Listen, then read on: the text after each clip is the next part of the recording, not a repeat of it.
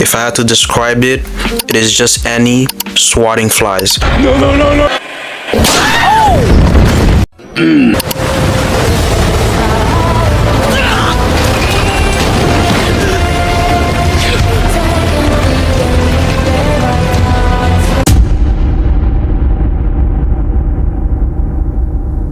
I can't believe a day has come where I have to make a video on Attack on Titan. I spent my whole life running from Attack on Titan saying, it's just a show where big humans eat little humans. Why would I watch that? But one day, a friend of mine was pressing me saying, bro, if you watch Attack on Titan, I guarantee it will be in your top 10 list. Like I said to him, why would I ever put Attack on Titan in my top 10 list? I got JJK, Demon Slayer, One Piece, Naruto, Dragon Ball, all these shows. Why would I ever put Attack on Titan in my top 10 list? But boy oh boy, as I started watching Attack on Titan, I started getting a bit too invested in that show and I knew I was cooked. Especially before that, I had made a bet against him saying Attack on Titan would never break that top 10 list. Oh boy oh boy. Yeah, let's just say it didn't end too well for me when it came to that bet. But hey, I may have lost my pride, but I gained a new experience. And now I have switched sides and I have come to bring evidence on why Attack on Titan was a masterpiece. A masterpiece that I don't ever think I will experience again. I have to introduce the plot. Some of you may already know the plot, but I have to introduce it because I have to say the emotional roller coaster I was having and sometimes the confusion I had. I was really like, huh? The story begins with a young boy named Eren Yeager who lived peacefully inside Wall Maria with his adopted sister Mikasa Ackerman and best friend Armin. Their lives are shattered when a gigantic titan known as the Colossal Titan appears and destroys the other gate of the wall. With him also was the Armored Titan. Now, I want you to remember these two titans because they are very important in the story. That's a surprise tool that can help us later. So then titans invade the city, causing widespread destruction and death. During the chaos, Erwin witnessed his mother being eaten alive by a titan. Filled with grief and rage, he vows to eliminate every titan in existence. Several years later, Eren, Mikasa, and Armin joined the military force. They trained to become soldiers capable of defending humanity from the titan attack.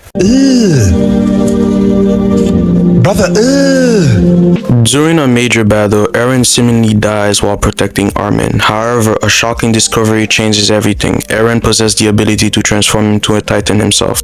This revelation created both hope and fear. Some view Eren as a threat while others see him as humanity's greatest weapon. He joined the Elite Survey Corps, a military branch dedicated to exploring the world outside the walls and uncovering the truth about the Titans. As the story progresses, the Survey Corps battle intelligent titans who can think, plan, and even transform from human form. This discovery proves that humans capable of titan transformation have infiltrated society.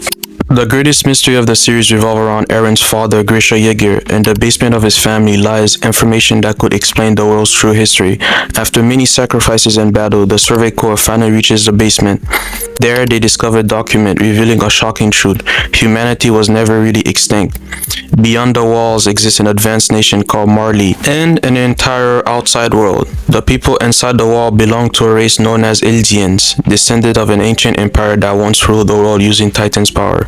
Marley conquered them and turned many Eldians into mindless titans as punishment and control.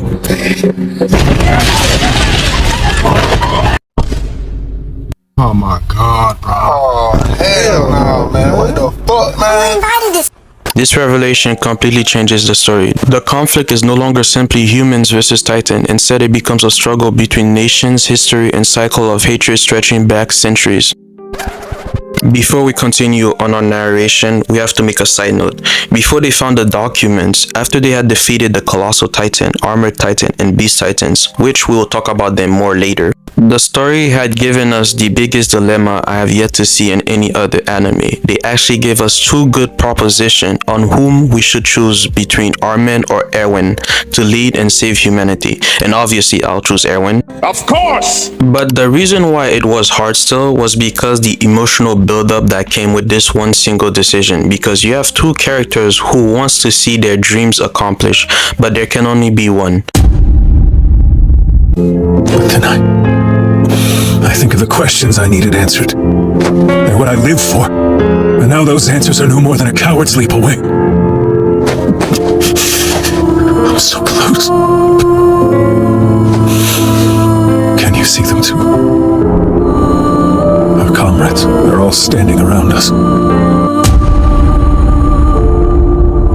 今度外の世界に行くんだって。外の世界か。ねえ、エレン。僕たちもいつか外の世界を探検できるといいね。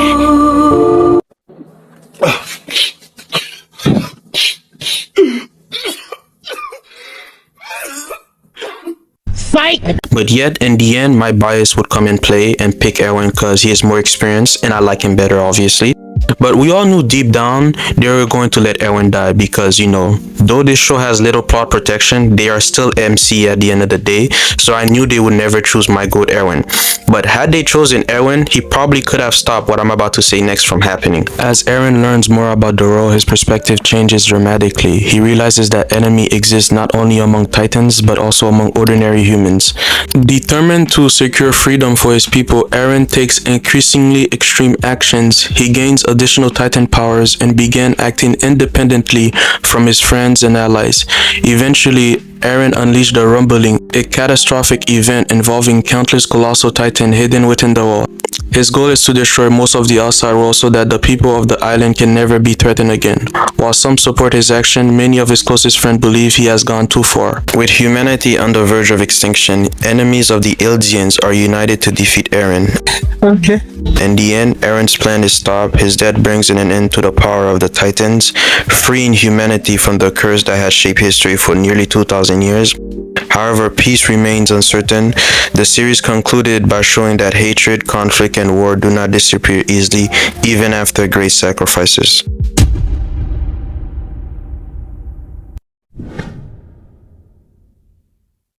Now, earlier I chose not to mention who betrayed whom because of the importance of the betrayal. Now, the female titan we talked about earlier, well, eventually it so happened that it was Annie who was sent to infiltrate these people. First off, since the day she easily defeated Eren and Reiner, I had my eyes set on her. I looked at that and said, great waifu material. Annie Lionheart is one of the most complex and mysterious characters in Attack on Titan. Introduced as a quiet and reserved member of the 104th Training Corps, Annie often keeps to herself and appears emotionally distant from others.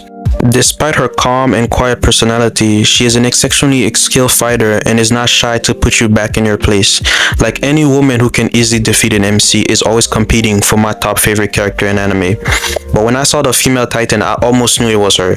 But I was still skeptical, but then when I started seeing her boxing like she did against Eren, yeah, that's definitely her. Eventually they figured out it was Annie that betrayed them, but the goat herself could not be fooled and figured out it was a trap. But before that moment came about, let us examine the way she was murking each and every single soldier she came across. Actually, I'm sorry, there's no need to analyze, you just must witness. There are some things words cannot describe. If I had to describe it, it is just Annie swatting flies. So if you ever swatted a fly, well, replace the fly with humans, you got yourself something. Hello there. Oh, hell no, man. What the fuck, man? Oh! No, no, no, no! Get over here! Oh. Get over here! Wait!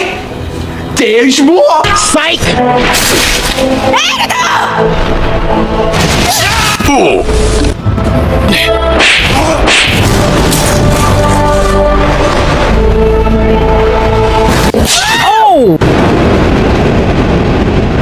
And bro, tell me, how do they hype us up? No, they baited us. It's not just hype, they baited us. We thought we were going to get Annie versus Mikasa, like the two elites, and we never got an answer. Not down in season 4, not in an OVA, we just never got an answer. Bro, Mikasa versus Annie would have been like a mini Madara versus Hashirama or Gojo versus Sukuna type moment, bro. Like, Are y'all serious, bro? Man, what a sellout Attack on Titan was on that, bro. But eventually, you know, she was defeated, but even still to the end, she wasn't properly captured. She trapped herself in an unbreakable crystal. Oh, how I love to see it when things don't go the MC way. But we wouldn't see her till she switched sides to defeat Eren. But she was a great villain while she lasted. Now, there's an Attack on Titan ODA that shows a bit of her inner life as a soldier. She went on a secret mission to help save a woman, and her detective skills were phenomenal. She defeated the street bots, outsmarted this guy, and even helped him light his cigarette while he was going to die. She figured out where the woman was hiding, and finally figured out who killed the woman's boyfriend. Annie as a villain was nigh perfection.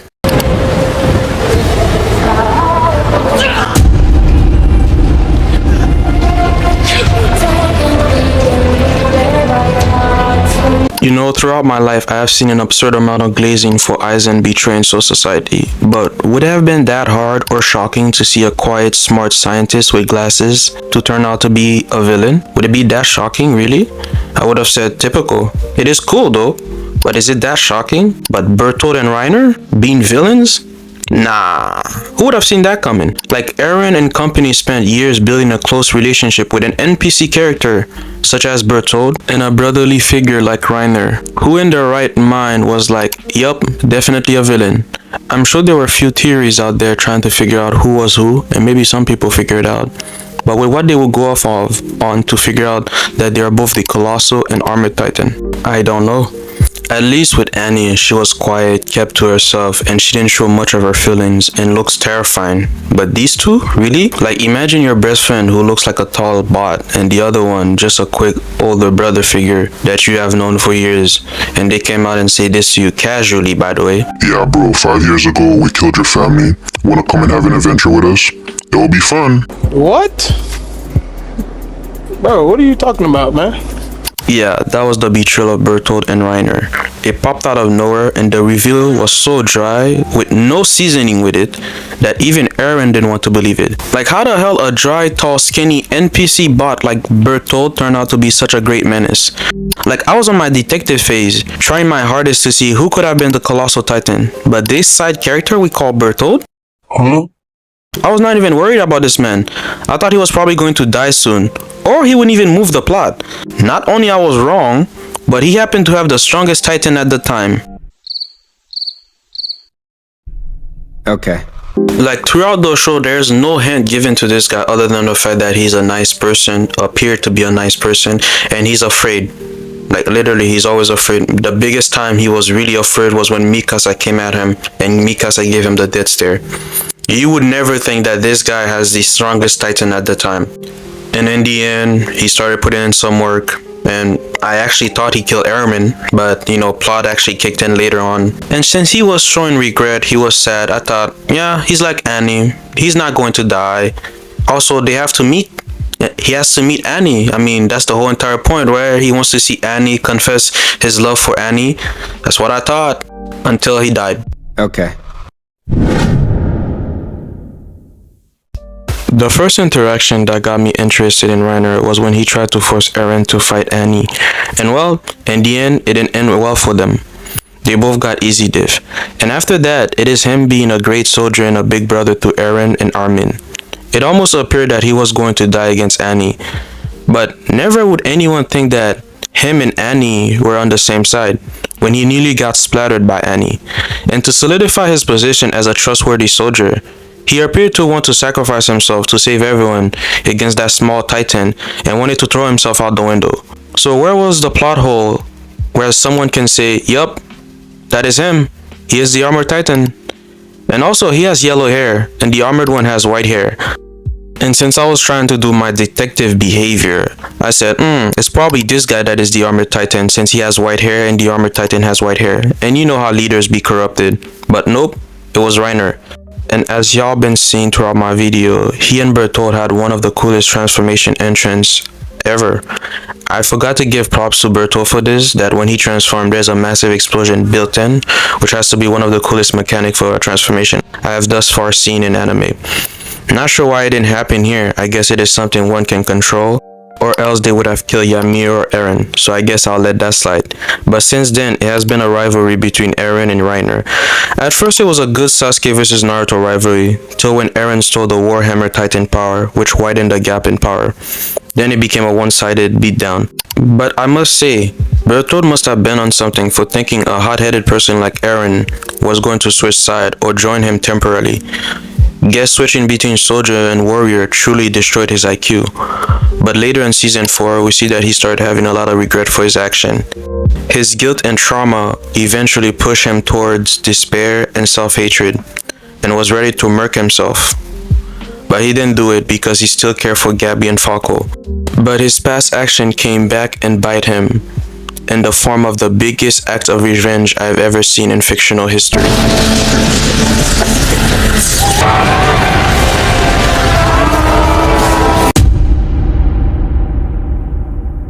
These two brothers ended up betraying their friends, their families, and in the end they both lost everything, even their brotherhood. In the first 3 seasons, Eren was quite annoying to me. He was weak, he was getting defeated by nearly every major opponent, and he was a true simpleton.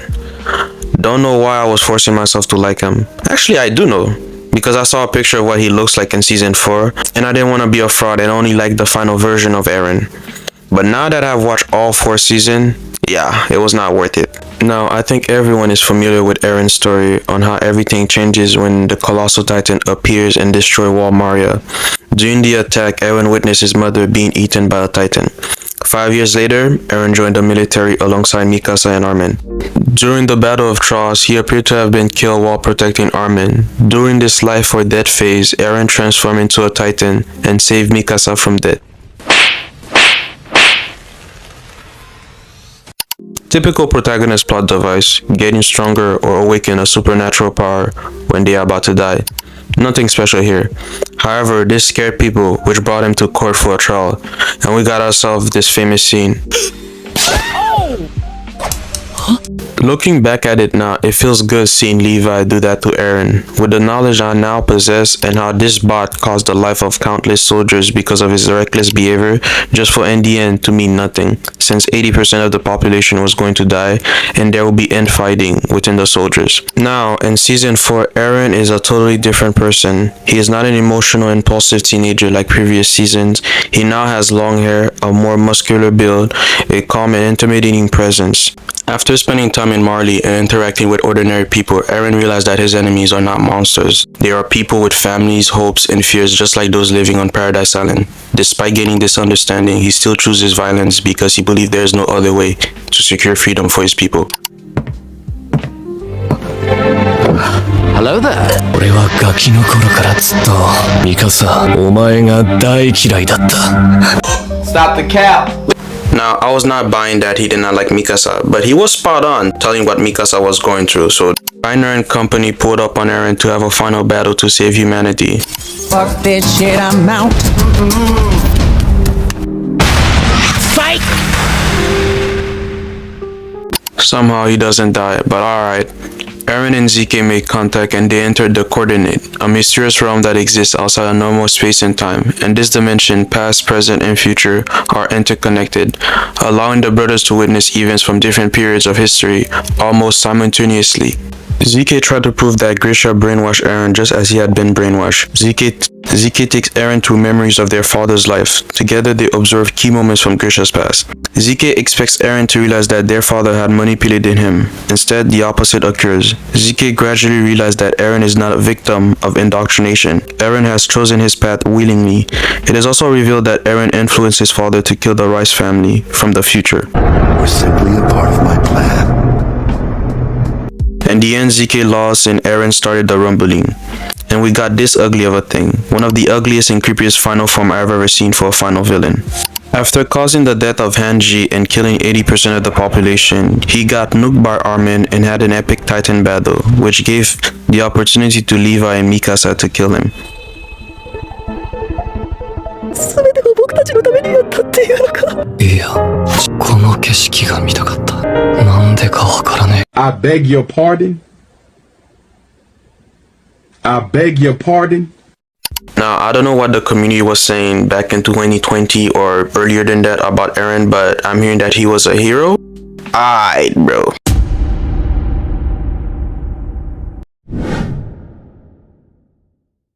Mikasa's story begins with a tragedy.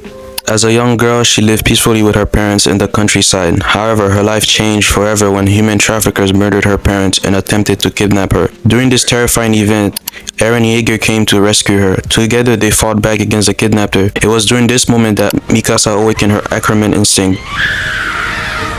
After the incident, Eren wrapped his scarf around her and offered her a new home. This simple act of kindness became one of the most important memories of her life and formed an unbreakable bond between the two. Since then, she's been protecting Eren.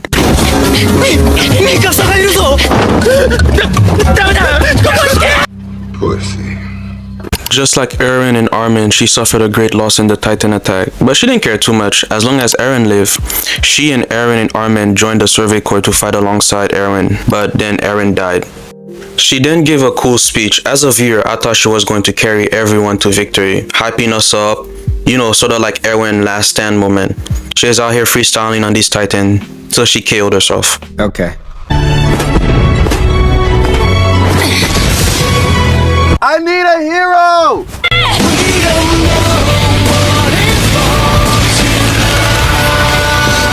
The only time Eren was actually useful to Mikasa.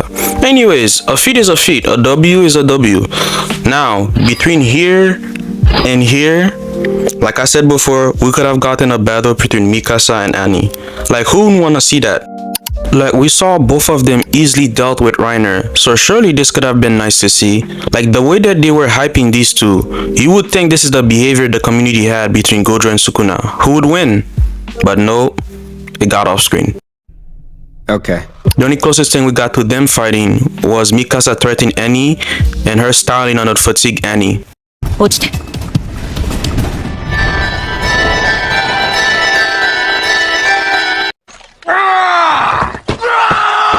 And just before this moment, we saw jealousy at its finest. And I loved it. It is terrifying, but I love to see it.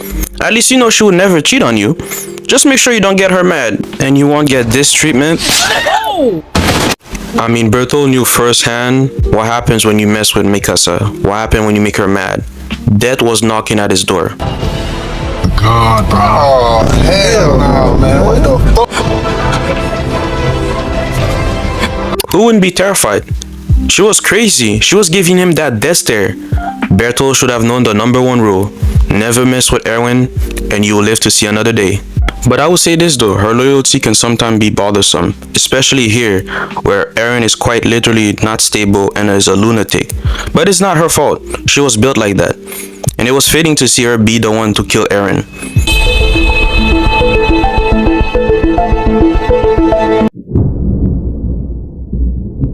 But as good as Mikasa was, the next two were just even better. They were aura themselves. They stand in a tier of their own.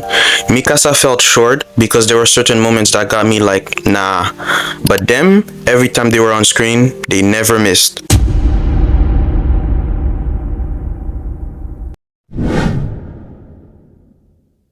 Erwin Smith is probably one of the few leaders to have ever hyped me up as much as Optimus Prime. The only character that can rival Optimus Prime for the greatest fictional speech. Eren's story began long before he becomes a commander. As a child, he displayed remarkable intelligence and curiosity. His father, a teacher, secretly theorized that history taught within the wall was incomplete and manipulated by those in power. Young Erwin innocently shared these views with others, unintentionally drawing attention to his father's dangerous belief. Soon afterward, his father was killed under suspicious circumstances. Eren carried the guilt of believing that his action contributed to his father's death, but he inherited his father's desire to uncover the truth hidden from humanity. A bit long before the main era with Eren and company, he had gone in the underground district and met up with Levi. He outsmarted Levi and defeated him. And he invited him to join the Survey Corps, even though he knew that Levi had a hidden agenda, but he still invited him anyway. Do you know how you have to be to have another goat follow you? It is sort of like Muzan and Kokushibo or Luffy and Zoro to have a badass right-hand man follow you. And Eren had Levi. Yeah, boy. And so later in life in the main timeline, he introduced himself to Eren and company. Him and Levi had chosen the camp to save Eren as he would be useful against the Titan. Later, during a mission, he had devised a plan to capture Annie, in which they almost succeeded. But when two goats fight each other, the battle is never easy. This failure in capturing Annie cost him a lot, as Levi suffered a lot from this failure. But we'll get to that later. That's a surprise tool that can help us later. As you know, Eren was captured by Bertold and Reiner. Erwin gave a speech to go and push forward to save Eren no matter what, even if it cost his life. I said advance, goddammit! Eren's right in front of you! Do not falter! Where's the goat? The goat! But Eren couldn't go out like that. He ended up defeating the Titan and saved Eren. During an uprising, the ruling government suspected him of treason and viewed the Survey Corps as a threat. While under arrest, Eren cleverly anticipated that the government would refuse to act against a reported Titan threat, if protecting its own power was more important than protecting the people. By outsmarting the government, he exposed their corruption. This allowed Commander Dot to go against the false monarchy. And sadly, the moment has come, the last time we will see Erwin Smith in action, and even in the story for the most part. His last mission was to reclaim Wall Maria to reach Eren's basement and uncover the truth about the Titan. But before he had died, he had made a great plan. The first plan was to defeat Bertold and Reiner, to which we viewers will never forget. The Eyes of Doom. Elvin Smith.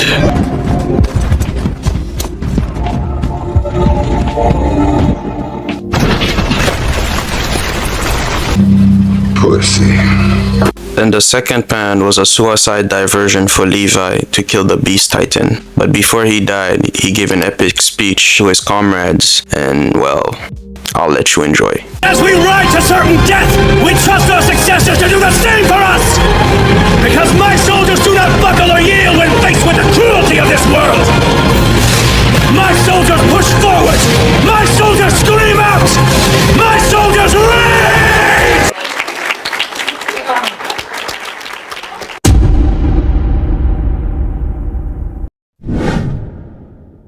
At first, I wasn't too invested in Levi, though when he was on screen, I found him kinda cool, but because my dumbass was expecting badass moment from Eren in the first 3 seasons, I kinda didn't focus on Levi till season 3.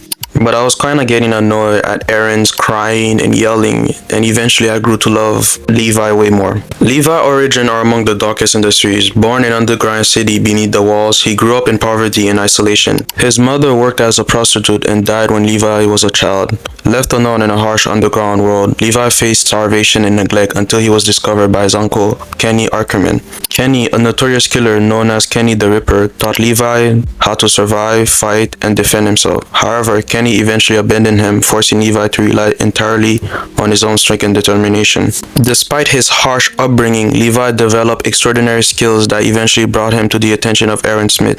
Before his encounter with Eren Smith, he met with Nicholas Lovov, and him and his friend was tasked to get a document from Erwin Smith and kill him. He then accepted Erwin Smith's offer and decided to join the Survey Corps. As a soldier for the Survey Corps, he was tasked with his first mission outside Wall Maria. Levi showed his feeling towards his friend and wanted to protect them by preventing them from going on the mission with him. But they didn't want to listen, and they paid a price. And so we saw his anger towards the pure Titan, and let's just say it didn't know what hit it.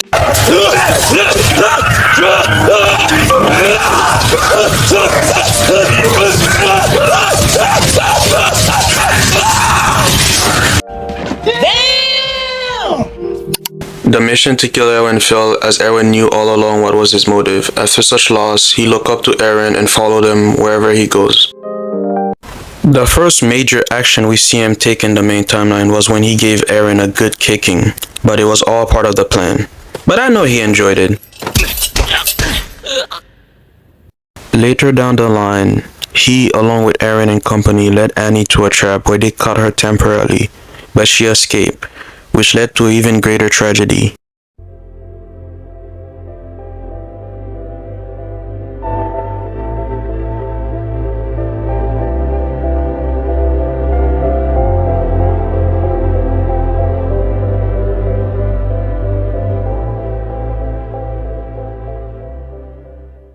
This would be the second moment he had felt great rage in his life. He was giving Annie the work, and he managed to save Eren in the end.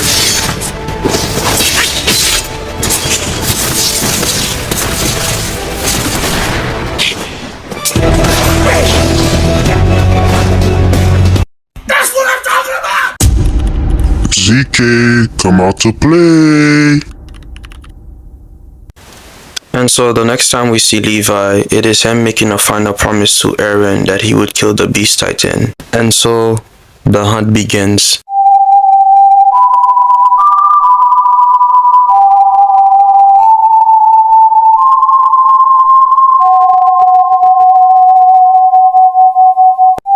ZK, did you forget about me? ZK, why are you running?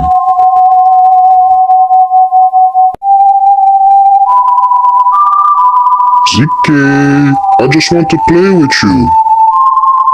Alright ZK, time to die.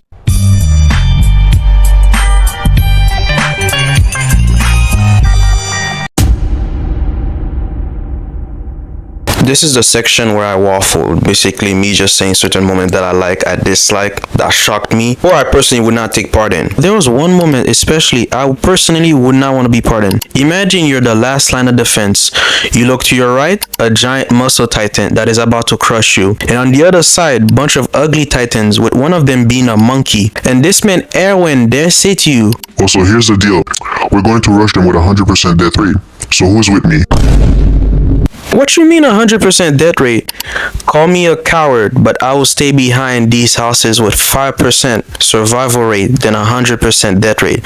Like, I understand Erwin is a good leader, but when I go to war with the hope of actually coming back, with the hope of actually seeing another day. And since I stay back, the outcome of the situation should not change really. So Levi still win against the Titans. The other Titans are dealt with. So really, I only have to deal with Levi and the government. And if they let me go, I'll deal with the community calling me cowards. I'll deal with that. You know, at least I survive. And another moment that shocked me was when Ymir turned out to be a Titan. And she revealed her love for Historia. Gay! But I'm not sure if Historia swing that way. I mean, she got pregnant, so... As for the Beast Titan, when the Beast Titan was introduced, I really thought he was going to be a great threat, but he got shut down 4 times by Levi. Like, after his first menacing introduction, he was pretty much hunted down by Levi, and his biggest plan got thwarted by Eren. So basically he's a failed villain. Amongst these 4, it is clear that Eni was the best in terms of performance when it comes to villainy. But I'll give ZK his props, he did kill a bunch of soldiers in Erwin. Now, while Eren's Titan was kinda ugly and it kinda creeped me out, he did not creep me out the most. The creepiest Titan was this guy, and boy... Oh, hell no, man. What the fuck, man? I don't remember the last time I felt so uncomfortable watching a scene from an anime. And lastly, I was shocked that Sasha died. Like I was saying, it's just a gunshot. We're in an anime. She'll survive.